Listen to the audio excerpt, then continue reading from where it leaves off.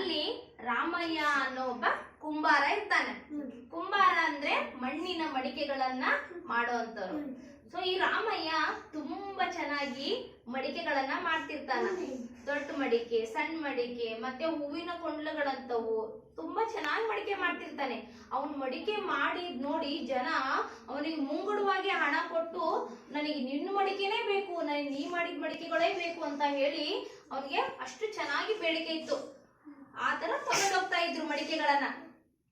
ಒಂದಿನ ಹೀಗೆ ಆಗ್ತಾ ಆಗ್ತಾ ರಾಮಯ್ಯಗೆ ತುಂಬಾ ದುಡ್ಡು ಬಂದು ಒಮ್ಮಿಗೆ ಶ್ರೀಮಂತ ಆಗ್ಬಿಡ್ತಾನೆ. ಏನಾಗ್ತಾನ ಅವನು? ಶ್ರೀಮಂತ ಆದ ತಕ್ಷಣ ಅವನಿಗೆ ಸ್ವಲ್ಪ ಜಂಬ ಬರುತ್ತೆ. ಅಬ್ಬಾ, ನನ್ನ ಹತ್ರ ದುಡ್ಡು ಬಂತು, ನಾನ್ ಯಾಕೆ ಆ ಕೆಲಸ ಮಾಡ್ಲಿ ಅಂತ ಕೆಲಸ ಮಾಡೋದನ್ನೇ ಕೈ ಬಿಟ್ಬಿಡ್ತಾನೆ. ಮಾಡಿದ ತಕ್ಷಣ ಸ್ವಲ್ಪ ದಿವಸ ಆದ ತಕ್ಷಣ ಅವನಿಗೆ ಏನಾಗ್ಬಿಡ್ತತೆ, ತನ್ನಲ್ಲಿರೋ ದುಡ್ಡೆಲ್ಲ ಏನಾಗ್ಬಿಡ್ತತಿ, ಖಾಲಿ ಆಗ್ಬಿಡುತ್ತೆ.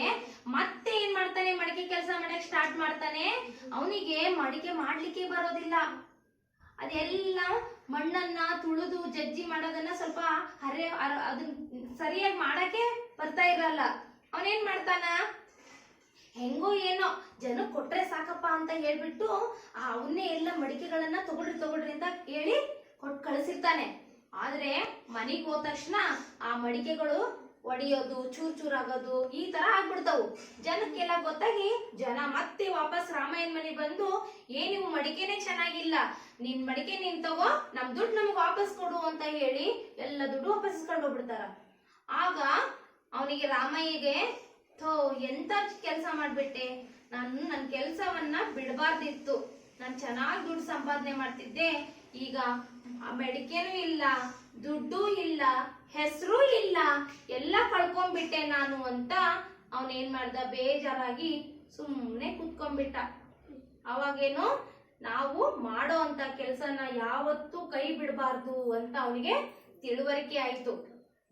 ಗೊತ್ತಾಯ್ತಾ? ನಾವು ಒಂದು ಕೆಲಸ ಏನಾದ್ರೂ ನಾವು ಅದನ್ನ ಮಾಡಿದ್ವಿ ಅಂದ್ರೆ ಆ ಕೆಲಸ ನಮ್ಮನ್ನ ಯಾವತ್ತೂ ಕೈ ಬಿಡಲ್ಲ.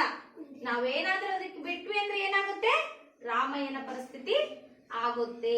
ನೀವು ಅಷ್ಟೇ, ಯಾವ ಕೆಲಸಕ್ಕೆ ಕೈ ಹಾಕ್ತಿರೋ ಆ ಕೆಲಸವನ್ನ ನೀವು ಮಾಡ್ಬೇಕು. ಗೊತ್ತಾಯ್ತಾ? ಮುಂದೆ ದೊಡ್ಡವರಾದ್ಮೇಲೆ ನೀವು ಕೆಲಸ ಮಾಡ್ತಿರೋದಿಲ್ಲ. ಸೊ ಆ ಕೆಲಸದಲ್ಲಿ ನಾವು ಶ್ರದ್ಧೆ ಭಕ್ತಿ ಯಾವಾಗ್ಲೂ ಇರ್ಬೇಕು. ಗೊತ್ತಾಯ್ತಾ?